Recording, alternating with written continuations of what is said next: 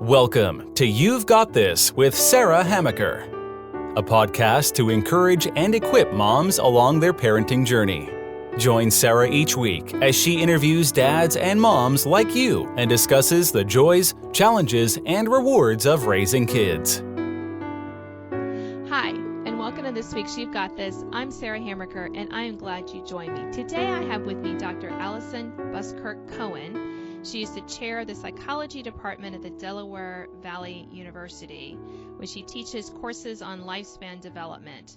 And a lot of her research and reading and talking focuses on interpersonal relationships. And that's what we're going to talk about today, because for those of us who have more than one child, and for those of us who have siblings, it can be that relationship can be kind of rocky sometimes, but I think it's really important for us as parents and for us as adults with adult siblings to really work on strengthening those bonds between us.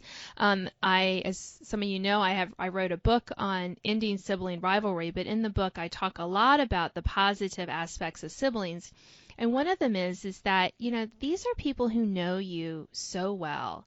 These are the people who are going to be with you for most of your life. I mean, the large majority of your life. Our spouses come later, a lot of our friends come later, but the siblings are there from day one.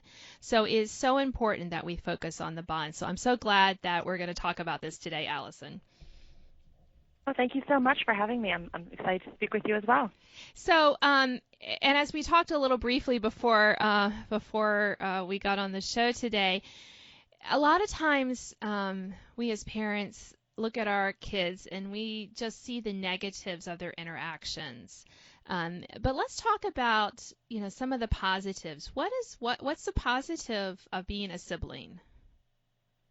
I'm so glad you asked that, because I think there's a lot of guilt and shaming that goes with parenting in our culture. And it's so important to recognize that, first and foremost, parenting is an ongoing process. Some days things go very well, other days maybe not as well as we hope. And there's always the potential to improve and to make things better. And so hopefully today we'll be able to talk about some things that could help strengthen those bonds. So from our siblings, as you mentioned, these are the people who are there with us from the beginning. So siblings can be our first playmates. Parents and caregivers are wonderful, but they're on a different, obviously a very different age group. And so playing with siblings means someone who you could potentially share interests, someone to have fun with, and you can start to build a shared history of family memories together. We also learn how to resolve conflict from our skills because, of course, we're not always going to get along with our siblings, and so, arguments can help us learn how to negotiate, how to resolve conflict, and so maybe we fight over what game to play or what rules to use in a game. And at some point, we have to figure out how to get over that disagreement so that we can move on. So there's lots of things we can learn from our siblings. Yeah. You mentioned what game to play. I remember I have three much older siblings, and then it's me, and then there's a gap and some younger siblings. So I'm kind of a little weird, like an island in the middle. But I hear my older siblings talk sometimes. They're like, yeah, we played this game, and then one of us got, my brother got mad, and so he would flip the game board. It was like it's like they're laughing about it now, but it wasn't, they were like, yeah, he always did that.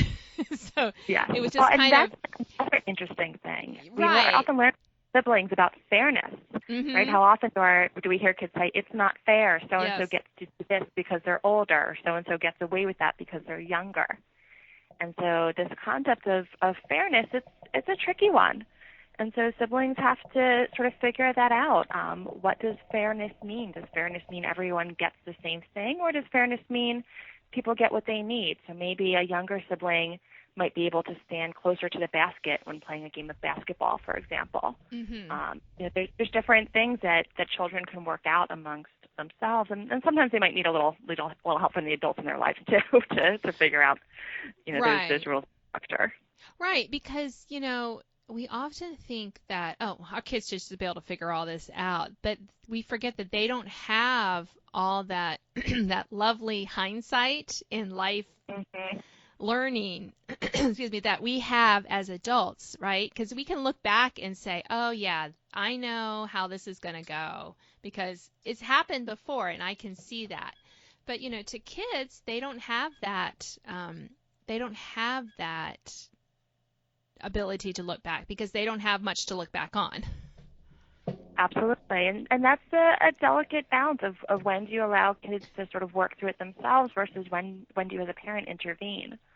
I think one of the things to keep in mind is, you know your children and you might be able to recognize signs that they're about to sort of reach their limit before they do. And that's another teachable moment, is teaching children how to recognize nonverbal cues and emotional understanding from others, so you can push your little brother only so far, and then he's at his end point, so let's not get to that point. Right. And intervening before someone has a meltdown or before someone, lashes out and throws something or knocks something over, or whatever the case may be. Yeah, and I think that, and that is kind of our job as parents. It's not to intervene in every squabble because children do need, and as you pointed out, with siblings, it's a very safe place to learn how to resolve conflict, how to compromise, how to, work with someone that, you may not be feeling very pleased with at the time, but you have to get the backyard raked, kind of thing. So, and as parents, one of the things that I step in with is when it kind of moves from the general to the personal. In other words, they might be upset about something, but then they start calling the sibling names. Or that's when I think, parents really should kind of get involved because that's the kind of thing that can really, I think, ruin a sibling relationship when you let those kind of things fester and let other siblings kind of, quote, get away with being really unkind to their sibling. Absolutely. I think when you start to see conflict among kids, there's three questions I think are sort of important to ask yourself. The first thing to ask yourself is, are the kids really upset or is it you? So sometimes our kids might start bickering about something and it triggers some kind of memory in us of something that happened to us when we were younger. And so we might start to feel really upset by it, but maybe the kids are just bickering and it's not that upsetting for them. So I think it's important to always, sort of check yourself and say, is this really about the kids or is this about me? If it's really about the kids, then that's a time to step in. If it's more about you, then it might be a time for you to take a step back.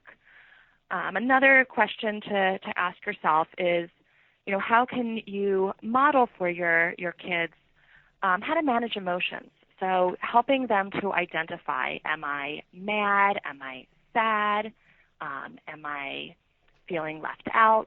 So really teaching them to describe that and to use those kinds of words. So to say to their brother or sister, when you do X, I feel sad.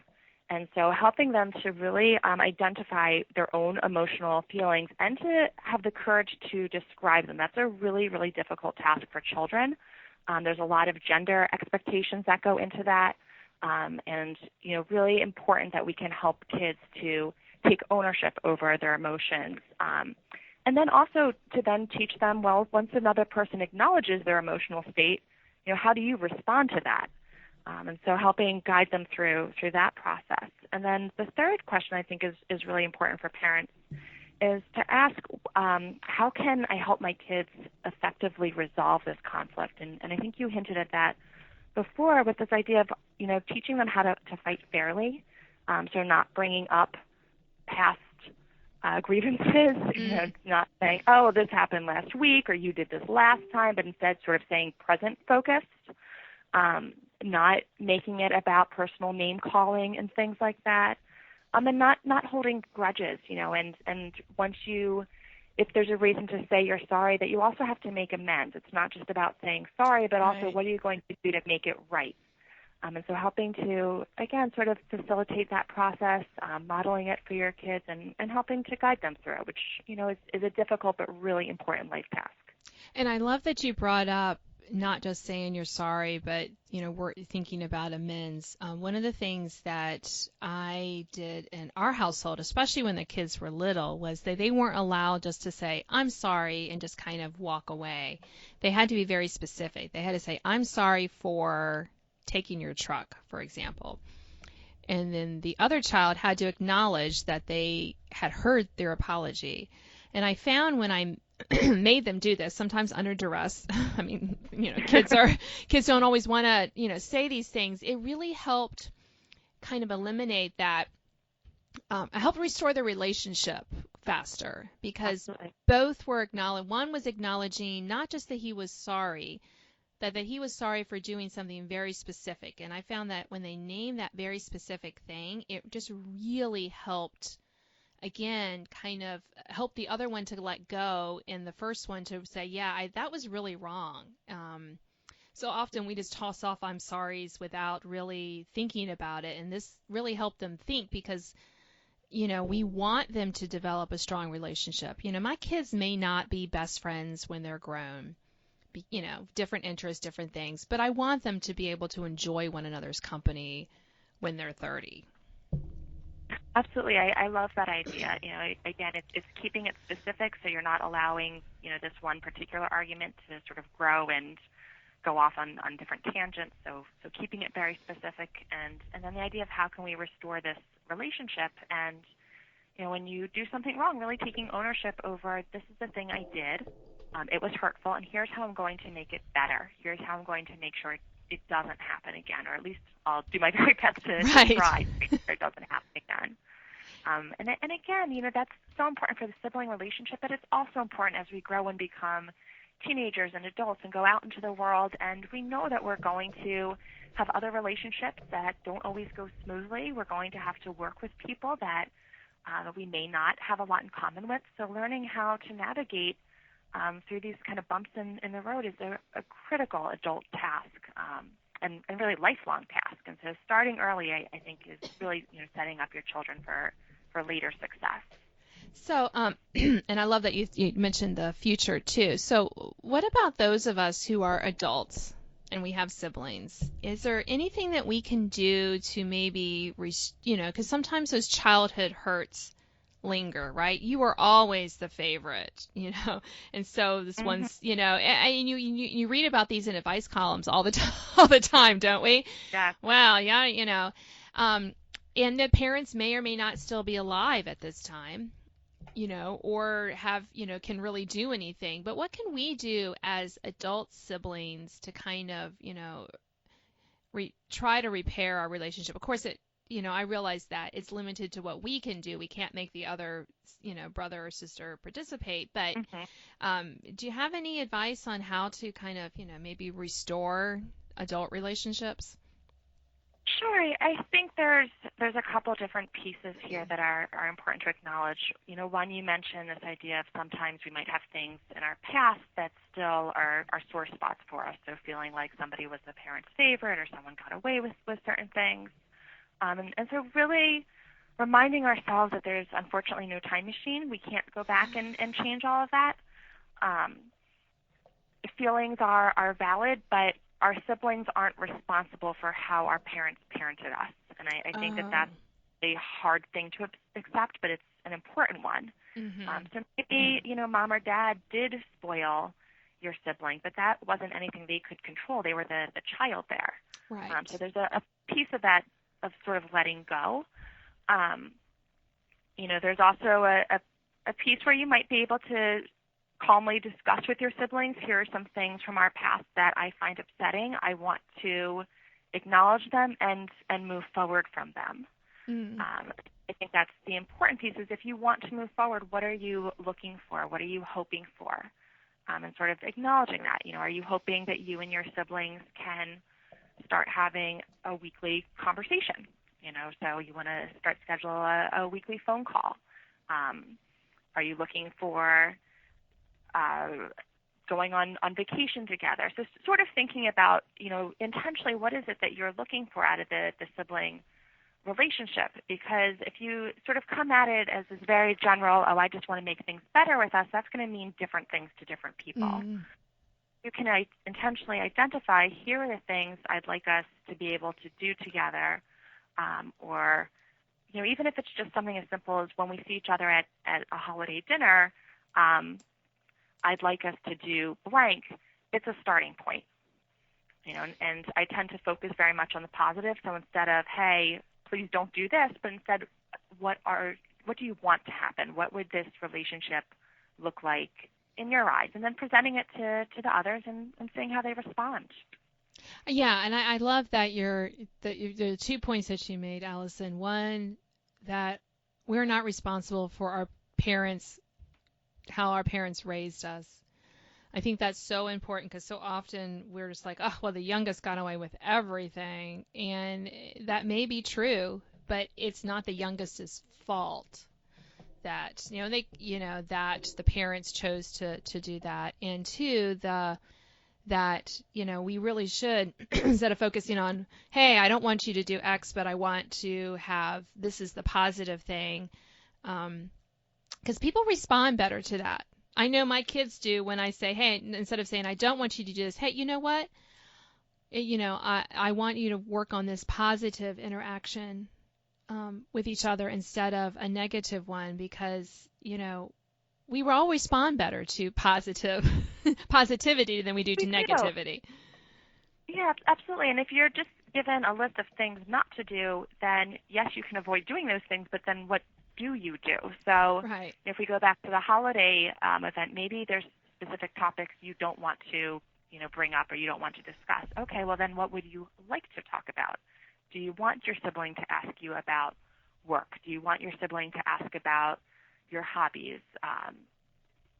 Providing some direction, I think, can be really helpful, especially when a relationship's hit a rocky point. People often don't know what to do, and that sort of awkwardness and fear can become kind of overwhelming. And so if you can say, here are the things that I'm really hoping that we can talk about, or here are the things I'd really like to do with you. So maybe sitting around and talking isn't where you are in your relationship, but maybe you could plan an activity together. So maybe we could all go for a hike together. Maybe we could go to go do shopping together. Whatever sort of makes sense, given your interests and other things. But again, sort of focusing on what you're looking for to happen. So again, that focus on the positive. Right, and I think that when we can make those determinations, ahead of fraught times of year, like Thanksgiving, December holidays, anniversaries and or birthdays, when we can kind of step back and say, okay, how do I want to interact with my adult siblings, especially if your relationship is not a positive one, then that can really help as well. And then for our own kids too, just helping them to focus instead of thinking about all the negative things their sibling did. I always remind them, well, yeah, but they did do these positive things as well, to kind of balance it. Because I think our human nature is that we just sometimes automatically focus on the negative. And there's actually been some really interesting research about that part of what makes people sort of get stuck in a depressive cycle or an anxiety cycle is that they cognitively can't remember anything but the upsetting times or the difficult times. And their memory of the good things that have happened, their positive attributes and characteristics, they really can't recall that. So having someone else point that out can be incredibly helpful. Yeah, and I find that this was more when my kids were younger, but when I reminded them, because they were upset about something a sibling did, and I said, yes, I understand that, but remember, an hour ago, your older sister did read you like 3 books, and they're like, oh, right, it's literally, 5 minutes ago they did something nice, and all they can think about is this negative thing that just happened. Whether it was intentional negative or perceived as a bad thing, Right. So I just find that to be very helpful, and I try to use that in my own life with my own siblings. They do love me. They've done these things for me. They've said these things. It might have been in the past, but it's still a part of who they are, to have those positive interactions. We are almost at the end of our time, Allison. Is there anything else that you want to mention that we can either do as parents or adult siblings to strengthen that bond between our brothers and sisters?